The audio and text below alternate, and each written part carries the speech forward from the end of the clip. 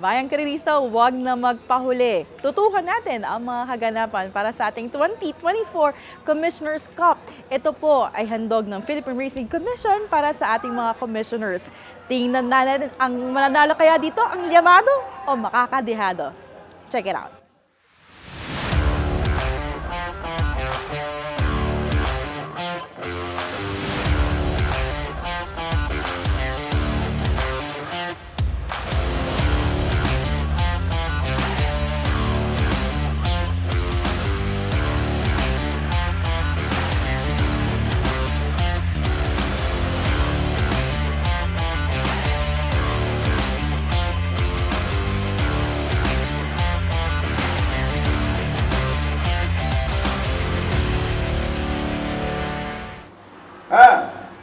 There, Palawig, looking for the lead. Gusto mucho, right behind second dan pa rin sa Bizadikia.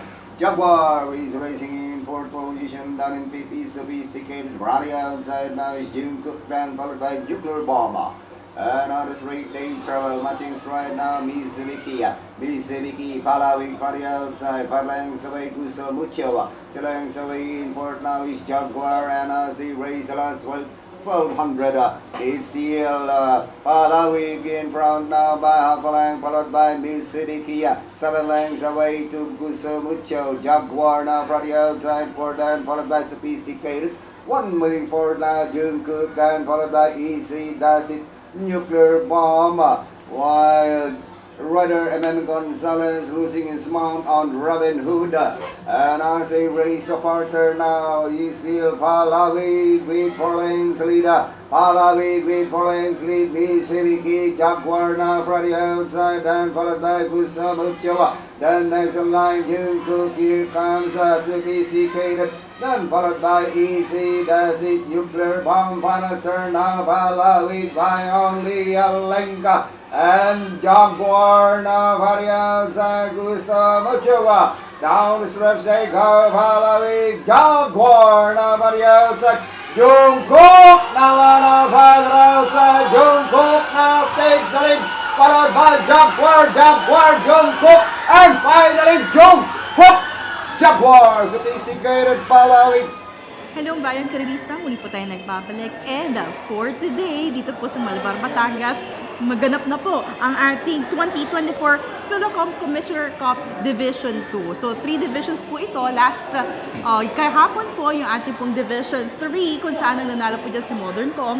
Ngayon po, kakapanalo lang. Galing sa masayang pagkapanalo. Congratulations, our Trainer Moy Munggaya. At dito hindi naman totally naka-upset. Pero natalo nila ang Yamado, walang iba, entry number 9 Jaguar with their horse, Junko. So dito po, pag-usapan muna natin si Junko. Inasahan niyo po ba ang magiging magandang performance ni Junko compared or versus dito sa inyo po nakalaban na si Jaguar, the favorite para sa karera? Siguro nauna lang kami naghanda sa kanya. Kaya medyo ahead ka ako ng konting siguro mga isang buwan. Kaya medyo inaasa ko yung kabayo ko. Yes. Yung distance kasi niya, 1,600 meters. Kung napanood niyo po dito sa ating replay, yung discarding ginawa, sunod lang eh. Hanggang doon sa may first octavo, hindi pa natin nakikita. Nasaan na ba itong ating horse na sa Jungkook? Kasi medyo atrasado yung talong. O talagang ganun siya tumalong? Ganun talaga siya tumalong. Tsaka ang billing sa amin ng mayari, parimatein. Remate talaga. Discarding remate lang talaga. Yes, ang bilis ng pacing Pacing, kanina. Nagbabakbakan po sa unahan si Miss Hibiki. At yung numero 6 na Palawig, akala nga natin si Palawig makakatapos. Yeah. Dahil ang haba po ang layo. Well, anyways, dito sa stretch, dito na ang mga pakawala ng ating mga derimating kabayo with Jaguar. Kasabayan nyo, nasa may pinakalabas lang kayo. Ito bang inyong kabayo? Wala tong pinipiling position? Ayaw niya bang nasa gitna? Ayaw niya bang nasa loob? Or okay lang siya sa kahit anong pwesto? Sa totoo lang, ayaw tumakbo sa loob niyan. Okay. Kaya billing ko kay Mark, kumari sa ano ka lang, sa labas ka lang magparimate. Okay. Nasunod naman. So, maganda. Na-position niya ng tama. And sabi mo nga, mas naihanda nyo ng mas maaga. And hopefully, makita ulit natin ang pagkapanalo nyo dito sa ating mga karera. What's next for Junko? Baka sa classic na. Sa Classic. Sino ang tingin mo mga kalaban nyo mahigpit sa Classic? Yan, sila Boss Emong. dito muling magkikita-kita ang ating mga champion horses. But, well, ngayon, i-enjoy muna natin ang araw. Meron ka bang gustong pasalamatan na connection nyo dito sa inyong mga kabayo at sa inyong mga tagapaghanda, kagrupo nyo? Maraming salamat sa Sibilia family at saka kay God at sa mga pamilya ko. Okay. Congratulations. Talaga naman pag kami kabayong ihanda si Mr. Moy, alam nyo, naaalala ko mga dehado na nanalo dito. But congratulations. Sana sa susunod, no, maka-interview ko ulit namin. Salamat.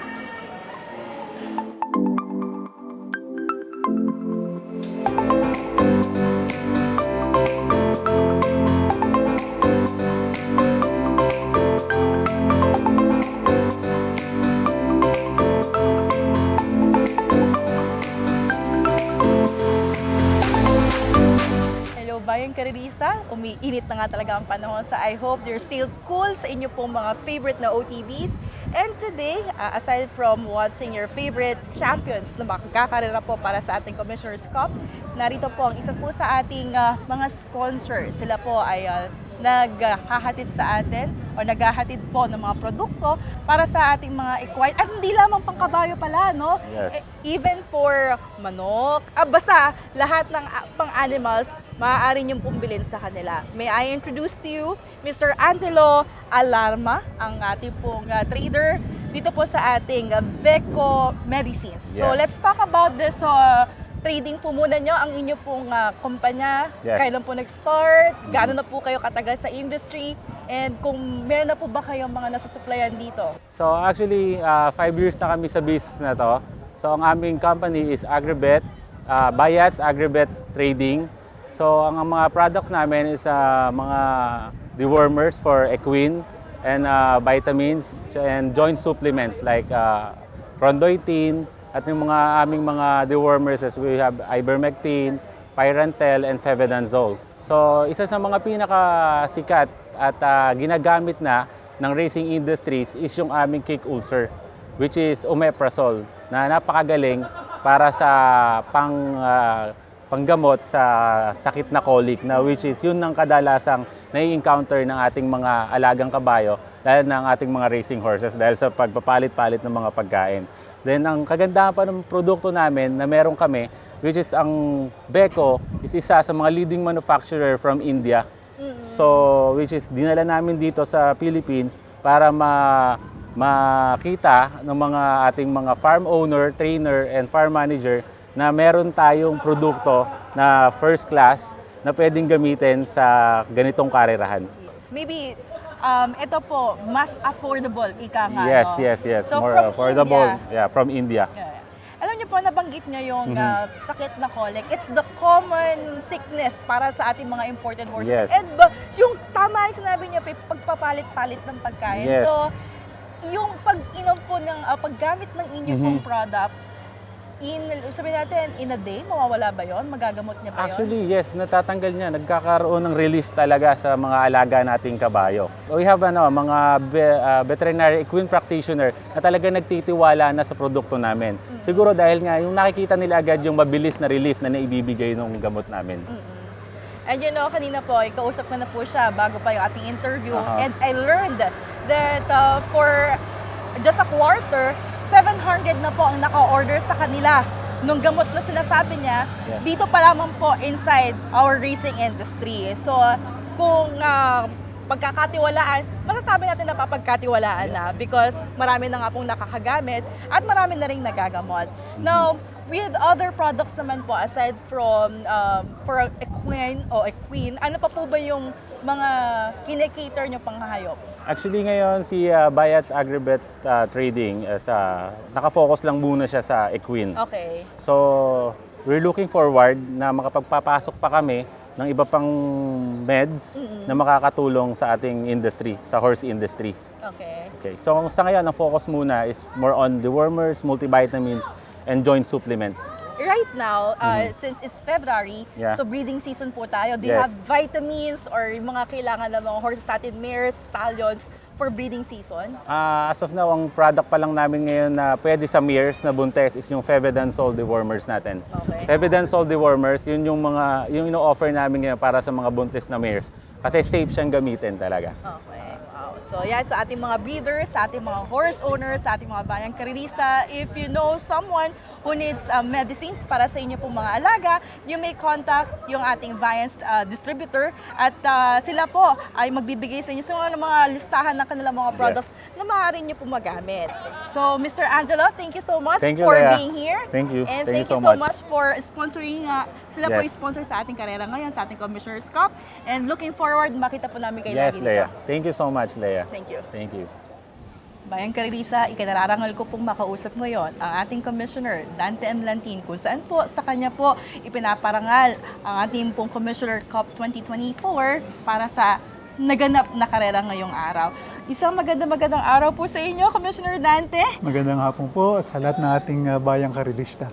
Yun ang napakaganda naman po ng mga nakikita na po nating support from the Philippine Racing Commission sa inyo pong mga kasama at syempre sa pangunguna po ni Chairman Relly De Leon. Yes.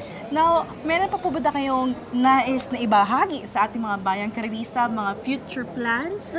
Meron po ba tayong mga pang-support pa dito sa ating mga karerang nakikita natin aside po sa mga magagandang premyong ibinibigay na natin? Well, ang amin pong laging tinutuunan ng pansin tuwing board meeting namin every week sa office namin sa Philrocom ay kung paano magiging mas exciting ang karera sa mga darating na mga araw at kung paano mapapaengganyo lahat ng mas madaming mga horse owners na itakbo ang kanilang kabayo, yung ating mga hinete na maging mas masigasig ang kanilang competition at primarily kung kinakailangan ng taasan ng premyo at magdagdag ng premyo, ito po hinahanapan natin ng paraan para ho naman maging exciting ang ating laban sa araw-araw na nagkikita-kita ang kabayang karirista dito sa racetrack.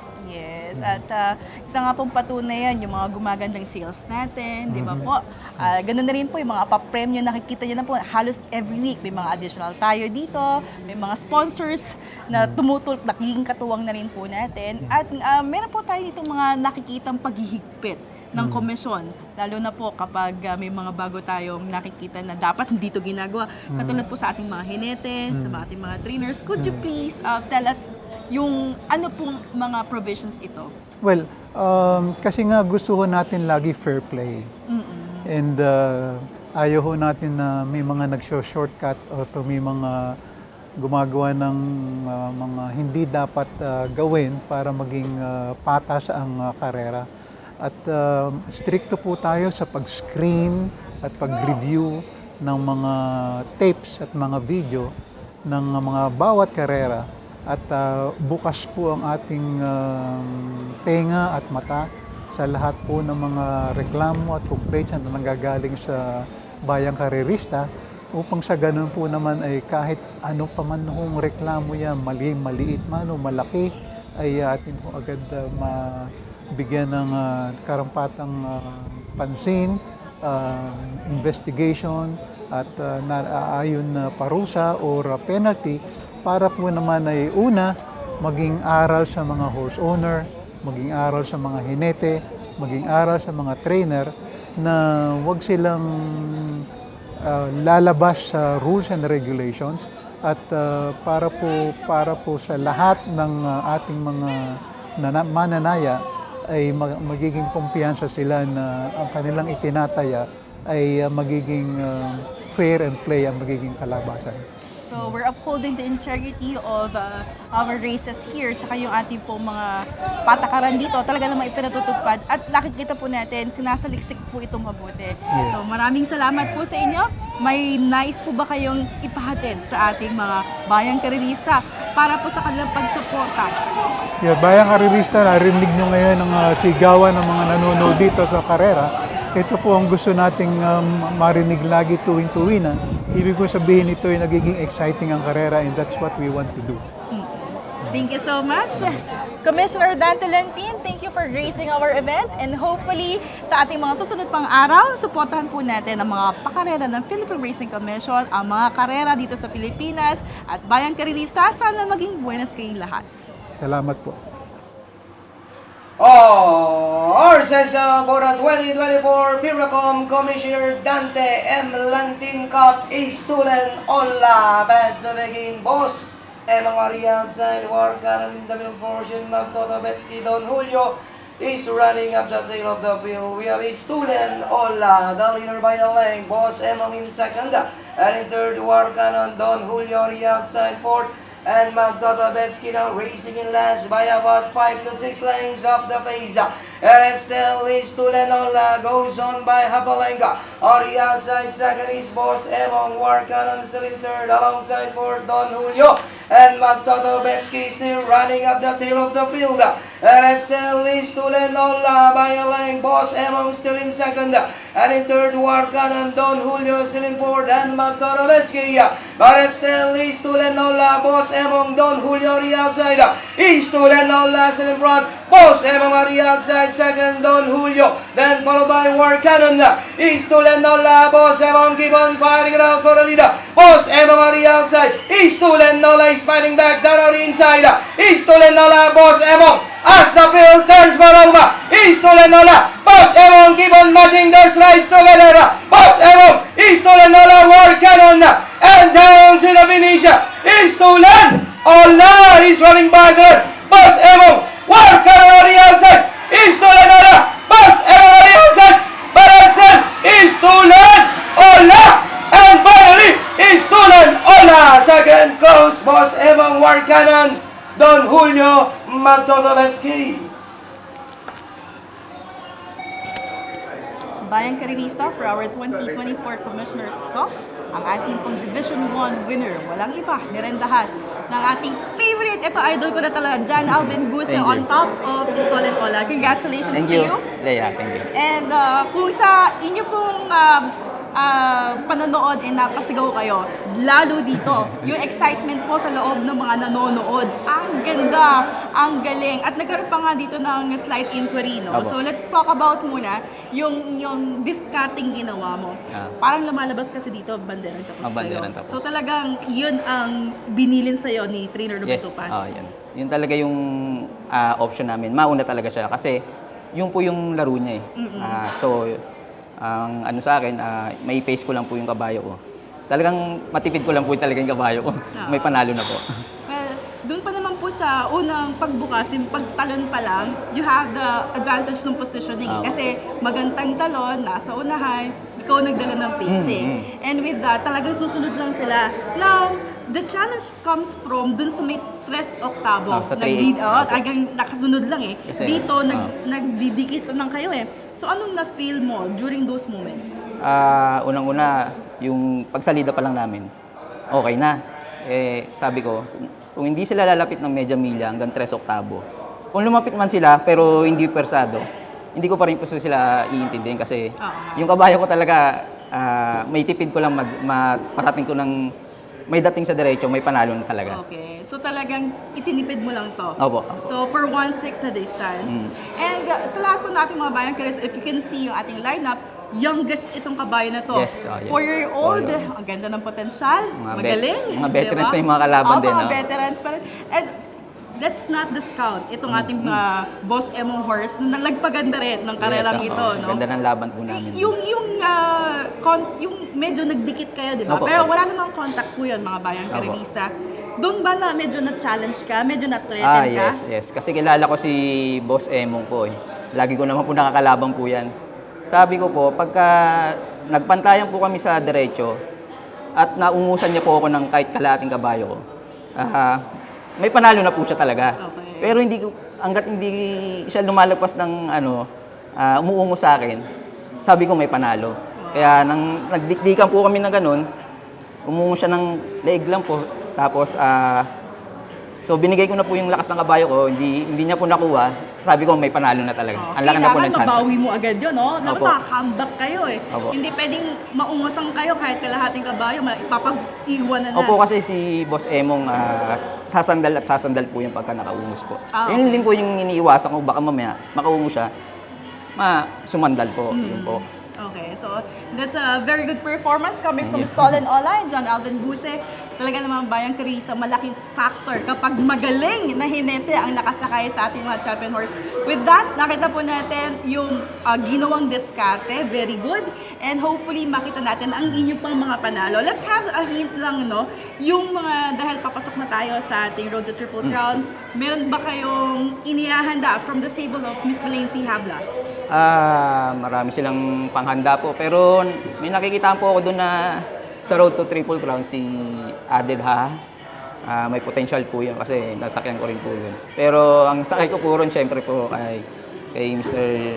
Boss Jojo Velasquez, si Ghost po. Okay. Magandang laban din po yung yung Road to Triple Crown at yung mga darating na mga Triple Crown Stake Race na yan. And alam mo naman, pagka ganyan, hindi mawawala ng ating Class A, our top jockey, John Alvin Buse. Congratulations. Thank you.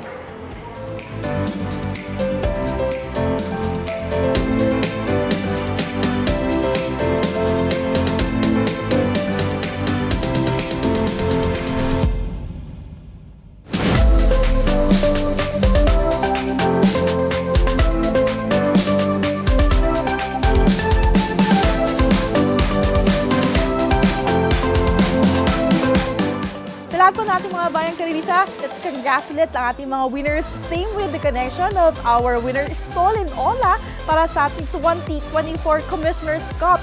Alam ko, very exciting ang mga naganap.